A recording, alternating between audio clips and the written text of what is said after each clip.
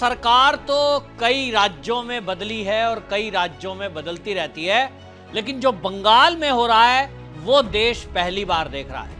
मैंने तो अपनी जिंदगी में पहली बार देखा है कि कोई सरकार बदलने के बाद जनता की नफरत इस कदर है कि जहां भी टीएमसी के लोग निकल रहे हैं, लोग उन्हें चोर चोर के नारे लगा रहे हैं। लोगों को सड़कों पे दौड़ाया जा रहा है। टीएमसी के नेताओं को चप्पलों से महिलाएं पीटती हुई नजर आ रही हैं और पुलिस टीएमसी के गुंडों को हाथ में हथकड़ी, कमर में रस्सी बांधकर गंजा करके नंगे पैर सड़क पर उनकी परेड निकाल रहे हैं। ये दृश्य मैंने कहीं भी राजनीति में नहीं देखा कि सत्ता परिवर्तन होने के बाद इस कदर पुलिस का एक्शन और इस कदर लोगों का गुस्सा, ये पहली बार है। और इन दृश्यों को देखकर एक बात समझ में आ रही है कि जब जनता टीएमसी के सांसदों को चोर चोर कह रही है, ममता बनर्जी कोर्ट गई थी, कलकत्ता हाई कोर्ट, वहां लोगों ने चोर चोर के नारे लगा दिए। अभिषेक बनर्जी को चोर चोर उसके घर के सामने नारे लगा रहे हैं। और अब आपको बता दूं, सौगत राय सांसद हैं, उनको भी चोर चोर के नारों का सामना करना पड़ा। हालात ये हुआ कि गाड़ी में बैठकर सुरक्षा बलों की सुरक्षा में वहां से भगा दिए गए, यानी दौड़ गए। पब्लिक को देखकर पब्लिक को फेस नहीं कर सकते। बंगाल में जहां भी जा रहे हैं इनको लोग नारे लगा रहे हैं। और उसका कारण क्या है? कारण ये है कि ममता बनर्जी ने 15 साल जो शासन किया, अब उसकी पोल पट्टी खुल रही है। पहले भी लोग ये समझ तो रहे ही थे, ये जो अपराध प्रवृत्ति के लोग टीएमसी ने भर्ती किए, टोलाबाजी, कटमनी, गुंडागर्दी, महिलाओं से रेप, दुकानदारों से हफ्ता वसूली, ये सारा जो बंगाल में चल रहा था, बंगाल की जनता बोल नहीं सकती थी।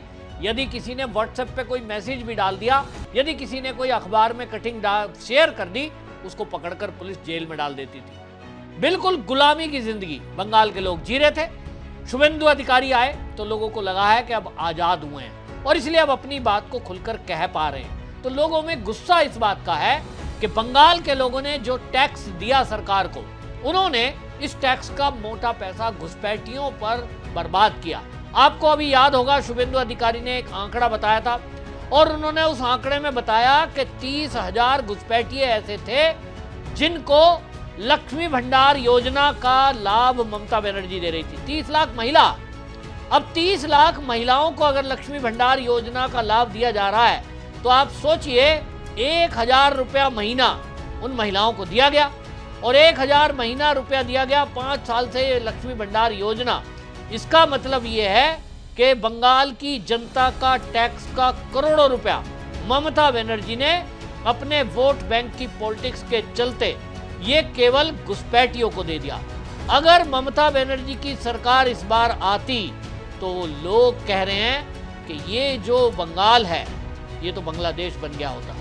अब लोगों का गुस्सा इसीलिए फूट रहा है कि जो इनकी पोल पट्टी खुल रही है, जो नेता पकड़ में आ रहे हैं, आप सोचिए, एक ग्राम प्रधान, और उस ग्राम प्रधान का पता लग रहा है कि साहब ग्राम प्रधान की करोड़ों अरबों रुपए की प्रॉपर्टी है, करोड़ों रुपए खेत में बोरी में डालकर छुपा रखे हैं। अब आप कल्पना कर सकते हैं कि एक ग्राम प्रधान जिसका कुल बजट 1-2 करोड़ का होता है और वो करोड़ों रुपए उसके खेत में बोरी में दाब के उसने रख रखे हैं। लोग कह रहे हैं कि एक निगम पार्षद जो पूरे जीवन में अगर 5 साल भी पार्षद रह ले, 2 साल के बाद चुनाव होते हैं, 2 साल के कार्यकाल में इतने पैसे कैसे कमा सकता है कि 5 मंजिल बिल्डिंग खड़ी कर दी उसने। ये हालात हो रहे हैं। तो अब लोगों को लग रहा है कि उनका टैक्स का पैसा इन टीएमसी वालों ने जम के लूटा है और इसीलिए जहां ये निकल रहे हैं, जहां ये सड़क पे जा रहे हैं, लोग चोर चोर के नारे लगा रहे हैं, चाहे वो सांसद हो, चाहे वो विधायक हो, चाहे वो पार्षद हो। और इसीलिए अब जो है टीएमसी में भगदड़ मच गई। लोगों को लग रहा है कि सड़क पे जाएंगे तो सड़क पे गए तो लोगों की ये जो नाराजगी है, जो गुस्सा है, इसका सामना करना पड़ेगा और हिम्मत है नहीं।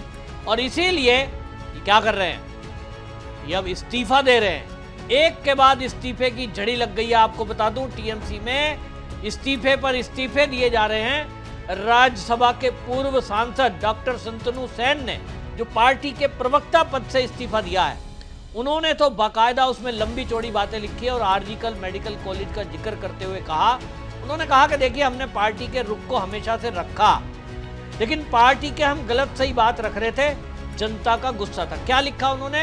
एक्स पर पोस्ट लिखी है, सुनिए उन्होंने क्या लिखा है। उन्होंने कहा भले ही कई मुश्किल समय में मैं उनके विचारों से सहमत नहीं था, फिर भी मैंने मीडिया में कई विवादित मुद्दों पर पार्टी के लिए खुलकर लड़ाई लड़ी, जिसके लिए आम लोगों ने अक्सर मेरी तारीफ की।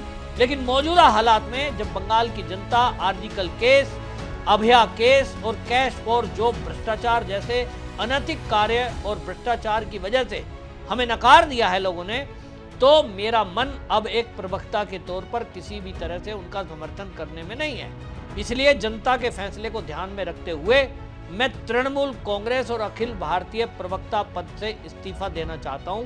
मेरे इस्तीफे को स्वीकार करें, इसका सम्मान करें, ये लिखा है। और ये जो डॉक्टर संतनु हैं, इन्होंने जो लिखा है, इससे एक नई बहस भी छिड़ हुई है कि भाई टीएमसी के अंदर इस तरह से आक्रोश फैल रहा था और इस तरह से लोग गुस्से में थे, लोग बोल नहीं रहे थे। डर किसका था? अभिषेक बनर्जी, ममता बनर्जी, और इसी को कहते हैं डिक्टेटरशिप। कि भाई इनका डर था कि अगर हमने कुछ बोला, एक भी शब्द जो इन्होंने अब लिखे हैं, अगर यही सब इन्होंने लिख दिए होते और सरकार ममता बनर्जी की होती कि आर्टिकल पे आपका फैसला ठीक नहीं है, आप जो है भ्रष्टाचार कर रहे हो, समझ लो इनका क्या होता। और इसीलिए अब आप देखिए, एक दिन पहले काकोली घोष ने इस्तीफा दिया, पुरानी सांसद है। फिर उसके बाद रूपम चक्रवर्ती, उन्होंने इस्तीफा दे दिया। और अब जो है बार बार ये जब तक खबर आती है, इकट्ठा 100 से अधिक तो निगम पार्षद इस्तीफा दे चुके हैं, क्योंकि उन सबका कहना है कि हम पब्लिक के बीच में जाएं तो कैसे जाएं, पब्लिक के बीच जाने की हिम्मत नहीं है, पब्लिक का कैसे मुकाबला करेंगे, क्योंकि जितने भ्रष्टाचार है अब तो खुल के सामने आ रहे हैं कि अगर एक एक इनका निगम पार्षद, एक टीएमसी का व्यक्ति इतना पैसा कमा सकता है कि वो करोड़ों रुपया इकट्ठा कर रहा है। और दूसरी तरफ क्या हो रहा है? दूसरी तरफ पुलिस एक्शन में है, और पुलिस जो है 2021 की चुनाव के हिंसा के बाद और 2024 का लोकसभा चुनाव के हिंसा के बाद जो बीजेपी के कार्यकर्ताओं पर, आरएसएस कार्यकर्ताओं पर हमले हुए, बमबाजी हुई, हत्या हुई, उन सब केस को अब ओपन कर दिया है। शुभेंदु अधिकारी ने कहा कि सब लोग थाने में जाएं और अपने केस लिखवाएं, आदेश दिया गया है। आदेश के बाद एफआईआर की बाढ़ आ गई हर थाने में, और इसीलिए गुंडे पकड़े जा रहे हैं। एक के बाद इन गुंडों को परेड की जा रही है, नंगे पैर, कच्छा बनियान में, सिर मोड़कर, यानी गंजा करके। বিরুদ্ধে অভিযোগ এলাকার বাসিন্দাদের প্রতিটা ঘর থেকে বলি তোলানি তো তিনি সিটিআই বলছে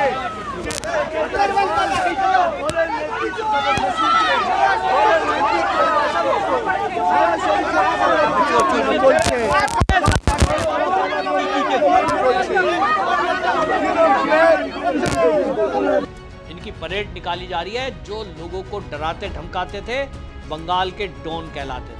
3 कुख्यात लोग, जिनको सब लोग चाह रहे थे कि ये पकड़े जाएं, जिनकी दहशत पूरे बंगाल में थी, उनमें एक है आकाश सिंह। 20 एफआईआर उसके ऊपर दर्ज है। 2021 में गोलीबारी और बमबाजी की थी, लेकिन मजाल है पुलिस उसे पकड़ ले, पुलिस तो उसे सैल्यूट ठोकती थी। इसी तरह दूसरा पकड़ा गया समीम अहमद उर्फ बड़े, उनको बोले थे गब्बर बोलते थे, शिवपुर में 5 मंजिल इमारत बना रखी है, 5 मंजिल इमारत, करोड़ों अरबों रुपया। तीसरा पकड़ा गया शाहीन मोल्ला उर्फ सन्नी।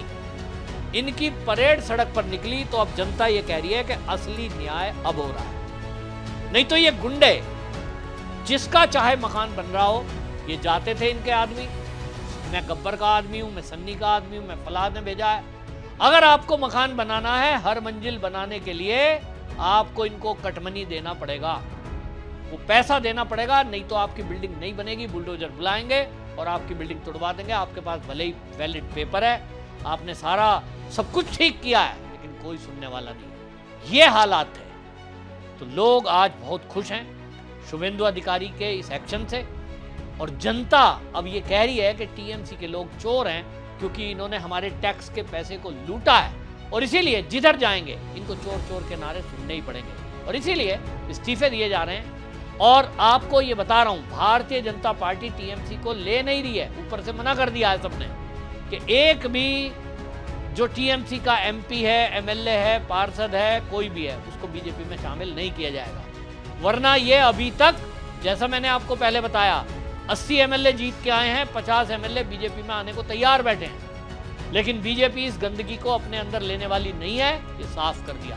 सांसद हैं, उनकी जरूरत है, संसद में कानून बनाना पड़ता है, अब उस पर भी मंथन चल रहा है। लेकिन जैसा मेरे सूत्रों की खबर है वो ये कि टीएमसी का ये गुट अलग से अपनी एक पार्टी बनाएगा और फिर ये एनडीए में शामिल हो जाएगा। इनको बीजेपी में शामिल नहीं करेंगे, इनके ऊपर बीजेपी का टैग नहीं लगेगा, टीएमसी का भी नाम नहीं रहेगा, इनकी कोई नई पार्टी बनाएंगे ये, और उस नई पार्टी का नाम रख के ये जो ठीक ठीक नेता हैं ये उसमें जाएंगे और उसके बाद ये एनडीए का समर्थन कर सकते हैं बाहर से, सरकार में शामिल नहीं किया जाएगा। देखते हैं आगे क्या होता है। बहरहाल अभी फिलहाल कोई इनमें ना तो सपोर्ट ली जा रही है, ना इनको बीजेपी में शामिल किया जा रहा है, क्योंकि जनता का गुस्सा इनके ऊपर फूट रहा है। अभी इनकी चप्पलों से पिटाई हो रही है, उधर पुलिस डंडे से पिटाई कर रही है और एक के बाद एक जेल में डाला जा रहा है, तो टीएमसी बचेगी कहां? आपकी इस पर क्या राय है? कमेंट में जरूर लिखें, वीडियो शेयर करें। वंदे मातरम।